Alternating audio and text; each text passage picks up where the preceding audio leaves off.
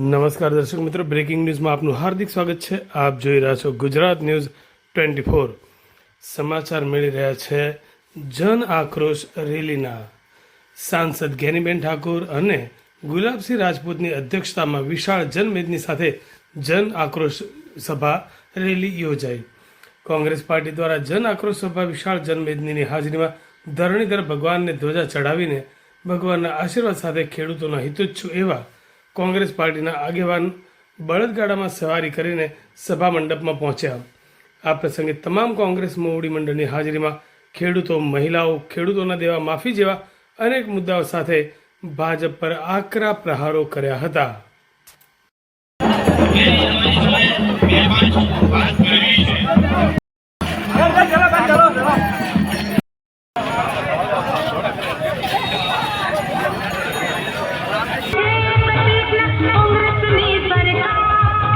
લાવીશું અમે નવા યુગમાં કોંગ્રેસની સરકાર।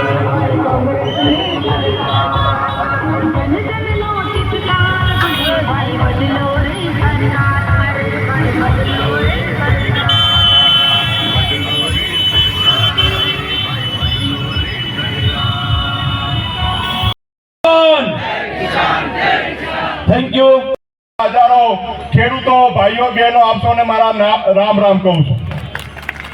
જન આક્રોશ છે એનો કે આજથી 3 મહિના પહેલા પૂર આવ્યા ને આજે લગભગ 2.5 મહિના ઉપર સમય થઈ ગયો, તેમ છતાં સરકાર દ્વારા આજે ખેડૂતોને, મજદૂરોને થાય તો પેપરો ફૂટી જાય, ઇન્ટરવ્યુ લેવાય તો જાતિના નામે ભેદભાવ થાય છે, અને જ્યારે પરીક્ષા આપ્યા પછી, ઇન્ટરવ્યુ આપ્યા પછી જાય તો સરકારી ભરતીનો ઓર્ડર તો ના મળે, પણ ફિક્સ પગાર ને કોન્ટ્રાક્ટના નામે આ ગુજરાતના યુવાનોનું શોષણ થાય છે।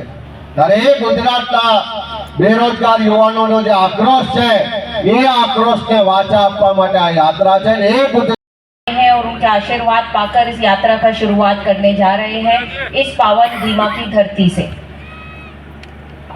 आज यहाँ पर मौजूद हमारे बीच में कांग्रेस पार्टी के सीनियर मोस्ट जनरल सेक्रेटरी और हमारे प्रभारी, जिनके मार्गदर्शन में हम लोगों को काम करने का मौका मिल रहा है, जो संगठन और पार्टी की पूरी समझ नीचे तक रखते हैं, ऐसे राज्यसभा सांसद आदरणीय मुकुल वासनिक जी, हमारे प्रदेश के प्रमुख, नवनियुक्त प्रमुख, नई ऊर्जा के साथ, नए जोश के साथ आप लोगों के बीच में जिन्होंने आने का काम किया है, ऐसे अमित भाई चावड़ा जी, हमारे CLP लीडर, आदिवासी अस्मिता के प्रतीक, पूर्व मुख्यमंत्री अमर सिंह जी के पुत्र और खेत बर्मा से हमारे धार्य सभ्य तुषार भाई चौधरी जी,